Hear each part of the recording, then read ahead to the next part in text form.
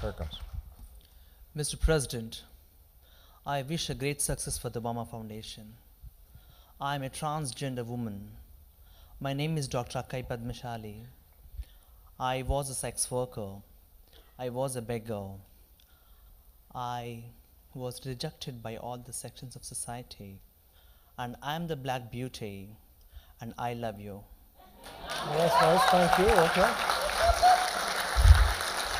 Mr. President, I have so many issues to bring before you. As a social activist, founder of Pondere, I was not able to come here today from Bangalore, Karnataka to Delhi because I was facing so much of financial crisis. Did not have money to travel here. I need to thank change.org for getting me here. Okay. The issue is, the two things I want to bring, one is the question, one is a request. The question is, when the state terror is against minorities, be it a transgender, be it a sexual minority, be it a caste, religious, race minority, when you are being stigmatized, you have been discriminated because nowhere of your reason, and the patriarchal notion and the power is dominating against you, and I want to take my strong objection on it.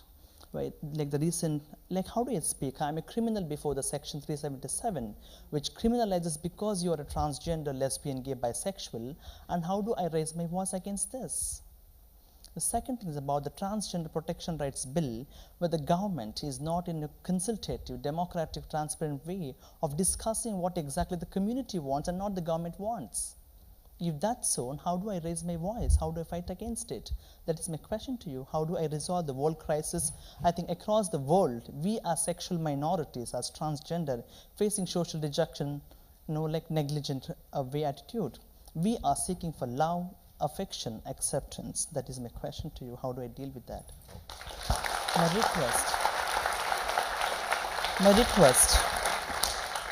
request, can I hug you? That's it.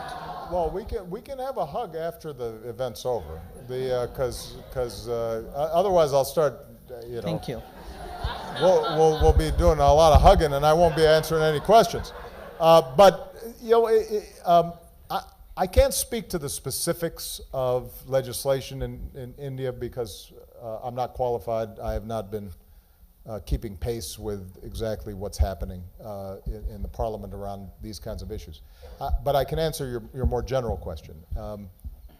And I think the answer is, it begins with what you just did, which is to find your voice and to be able to articulate your views and your experiences and tell your story. And that's true of any group that is marginalized, stigmatized. Finding that voice and being able to tell a story so that the perceptions that somehow you are different are broken down because people start recognizing their own experiences in you. They see your humanity, right? So, this is one of the reasons, by the way, why art is often a powerful tool in social change, because what it does is, through art, suddenly people see for the first time, oh, that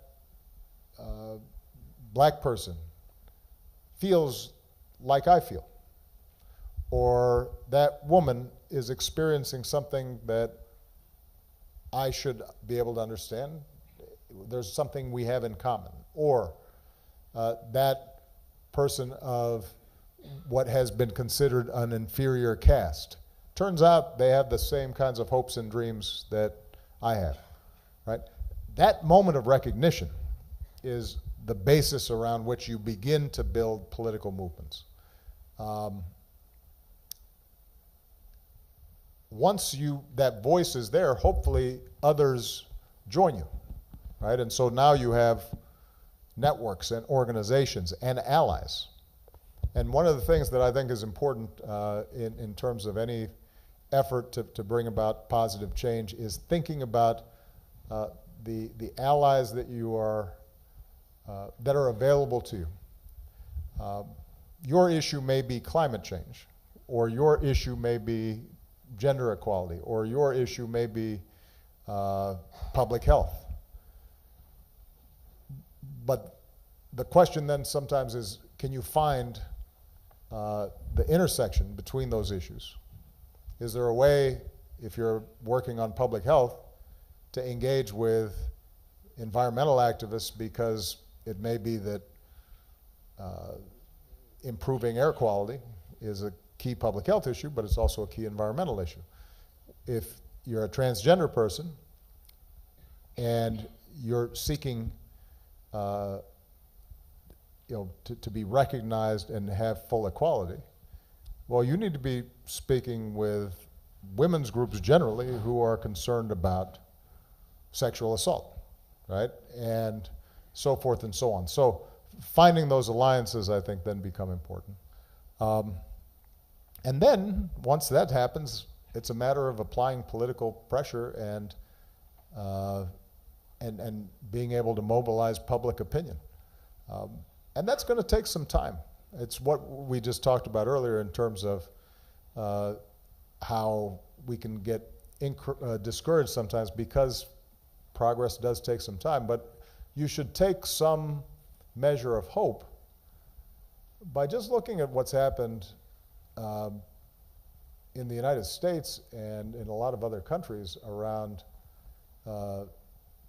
LGBT issues generally.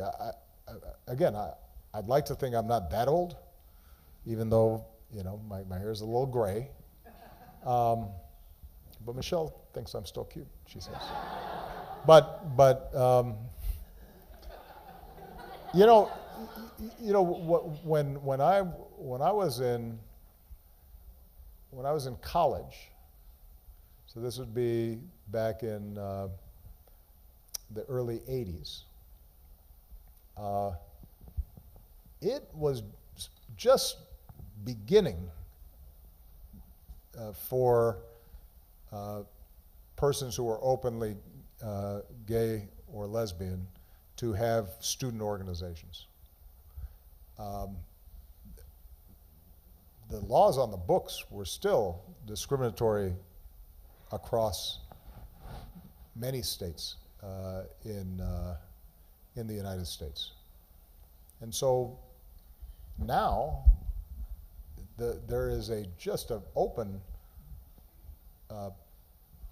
acknowledgement, even among many conservative parties, that we should not be discriminating against persons because of sexual orientation. And that happened,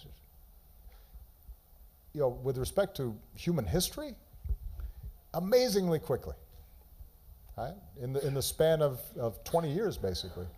Now, in the span of one person's lifetime, that can seem painfully long. But it requires a steady education of the public, and then a political strategy that puts pressure on elected officials, and that's going to take some time.